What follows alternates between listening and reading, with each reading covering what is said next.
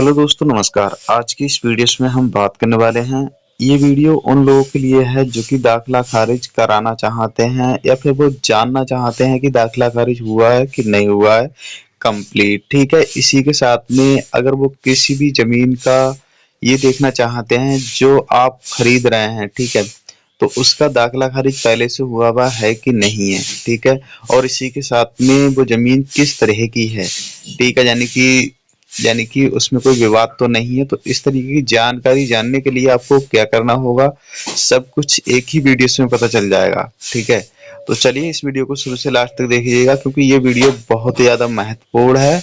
और इस वीडियोस को कम से कम मैं 6 महीना स्टिच करने के बाद तब इस वीडियोस को बना रहा हूँ। ठीक है, और इसी के साथ में आपको बहुत सारी बातें पता चलेंगी जो कि लोगों के साथ होती हैं जो जमीनें परचेज करते हैं तब। ठीक है, तो चलिए सबसे पहले हम क्या करेंगे, हम यहाँ पर खतौनी को निकालेंगे। खतौनी को निकालने के लिए हमें करना क्या होगा, यहाँ पर जैसे कि मैं यूपी से हूँ तो मैं यहाँ पर डायरेक्टली लिख देता हूँ यूपी भूले। ठीक है, इस तरीके से लिखकर हम सर्च कर देंगे। हमारे सामने वेबसाइट कुछ इस तरीके से आएगी। सबसे पहले हम मोबाइल पे दिखा रहा हूँ। ठीक है, तो मैं इसे डेस्कटॉप कर लूंगा। ठीक है, हमारे सामने कुछ इस तरीके से आएगी, तो हम यहाँ पर भूले वाली वेबसाइट पर सिंपली पहले ही क्लिक कर देंगे। उसके बाद में अब जिसका पोर्टल है वो कुछ इस तरीके से यहाँ पर खुल गया है 2025 में। अब यहाँ पर मिल जाएगा हमें खतौनी अधिकारी अभिलेख। ठीक है, तो इस पर हम सिंपली पहले ऑप्शन पर क्लिक कर देंगे। उसके बाद में आ जाएगा जैसे कि जनपद चुने, यानी कि जिला चुने। तो हम यहाँ पर जिला चुनेंगे कि एक्चुअली में वो जमीन आती है तो किस जिले के अंतर्गत आती है, तो बरेली के अंतर्गत आती है। उसके बाद में हम अपनी तहसील सिलेक्ट करेंगे, जो भी तहसील है आपकी। उसके बाद में आपको यहाँ पर मिल जाएगा ग्राम। ठीक है, तो ग्राम आप यहाँ पर चुन सकते हैं कि यानी कि ग्राम पंचायत भी बोलते हैं इसे। ठीक है, तो यहाँ पर अब आपको यहाँ पर देखने में काफी ज्यादा समस्या होती है। तो जो भी नाम है उस गांव का, ठीक है, तो उसका आपको पहला अक्षर यहाँ पर टच कर देना है। जैसे कि मैं ये वाला टच कर देता हूँ। ठीक है, तो यहाँ पर आ जाएंगे ना से। ठीक है, जितने भी होंगे पहले। चलिए मैं यहाँ पर ऐसे ही इस वाली को यहाँ पर सिंपली क्लिक कर देता हूँ। उसके बाद में अब आपको गाटर संख्या यानी कि होना चाहिए। ठीक है, और इसी के साथ में आप नाम से भी यहाँ पर निकाल सकते हैं। तो मेरे पास है गाटर संख्या। ठीक है, तो मैं गाटर संख्या डाल देता हूँ, या फिर आप खसरा संख्या भी डाल सकते हैं। खोजे पर सिंपली क्लिक करेंगे। आपके सामने कुछ इस तरीके से यहाँ पर आएगा, इस पर आप टिक कर लेंगे। और उसके बाद में यहाँ पर मिल जाएगा जो कि उदाहरण देखें, इस पर हम सिंपली क्लिक कर देंगे। अब आपके सामने है वो यहाँ पर आ जाएगी, जैसे कि ग्राम कोड आ जाएगा। ठीक है, और तहसील कहाँ है, जो कि सब कुछ है वो जानकारी यहाँ पर देखने को मिल जाएगी। ठीक है, तो यहाँ तो ये खतौनी आ जाती है। ठीक है, यहाँ पर आप क्या क्या चीज देख सकते हैं, जैसे कि यहाँ पर आप आदेश देख सकते हैं। ठीक है, यानी कि ये भूमि है, यानी कि बंधक बंधक भूमि मुक्त होने की स्थिति, यानी कि जो बंधक थी, यानी कि जो पहले जमीन पर लोन निकला हुआ था, तो गवर्नमेंट है उसे यानी कि बैंक के द्वारा यहाँ पर ही बंधक यानी कि कर लेती है ना, तो वो जमीन बिक सकती है। यानी कि रजिस्ट्री तो हो जाएगी पर दाखिला खारिज नहीं होगा। ठीक है, तो इसका मतलब ये होता है। तो यहाँ पर आपको जो आदेश है, सबसे पहले आदेश चेक करना है। ठीक है, और यहाँ पर आपको ये देख लेना है कि एक्चुअली में किसकी आप जमीन परचेज कर रहे हैं, तो उसके नाम में कितना क्या क्या यहाँ पर होगा। ठीक है, तो वो आपको यहाँ पर देख लेना है। ठीक है, बैनामा कब का हुआ है, कब का नहीं हुआ है। अब उसके बाद में आपको यहाँ पर ये देखने को मिल जाएगा भूमि का विवरण। ठीक है, तो नीचे आपको यहाँ पर ये देखने को मिल जाएगा, रेड कलर में आपको देखने को मिल रहा है 40। तो यहाँ पर हम सिंपली क्लिक करेंगे। अब आपको यहाँ पर देखने को मिल जाता है। ठीक है, यहाँ पर आपको क्या देखने को मिलेगा, जैसे कि यहाँ पर हम ऊपर में आपको देखने को मिल जाता है भूखंड, यानी कि कोर्ट की स्थिति जानने के लिए। पर हमें जो सबसे मेन पॉइंट है मैं आपको वो बता रहा हूँ सीधे सीधे। ठीक है, इसमें जो ऑप्शन देखने को मिल रहा है 2 वाला भूखंड, जो कि यहाँ पर मिल रहा है विवाद ग्रस्त होने की स्थिति जाने। ठीक है, तो इस पर हम सिंपली क्लिक करेंगे। अब इसमें विवाद क्या हुआ है वो आप यहाँ पर देख सकते हैं, जैसे कि न्यायालय कौन सा है, ठीक है।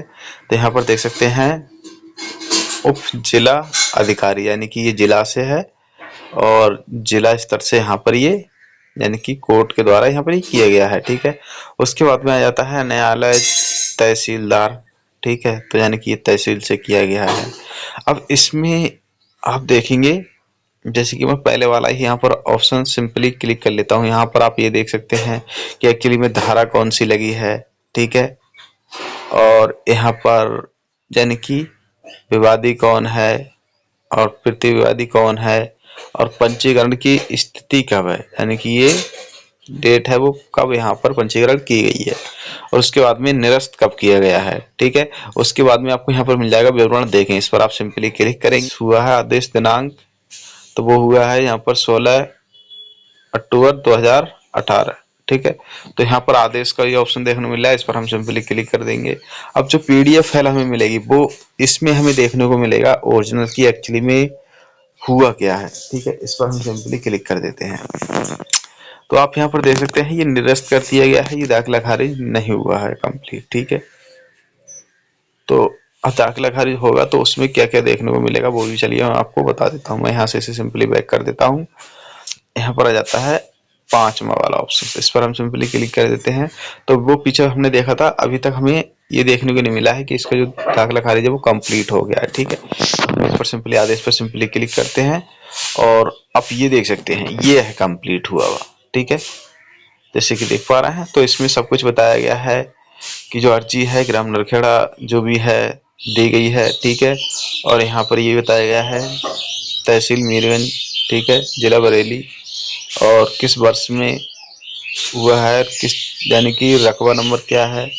तो ये है, ये आदेश हुआ हुआ है कंप्लीट, ठीक है। अब ये आदेश कब हुआ है वो आप यहाँ पर देख सकते हैं, ठीक है। तो इस तरीके से उसमें कंप्लीट आना चाहिए, तो ये आपका जो दाखिला खारिज है वो कंप्लीट होगा, ठीक है।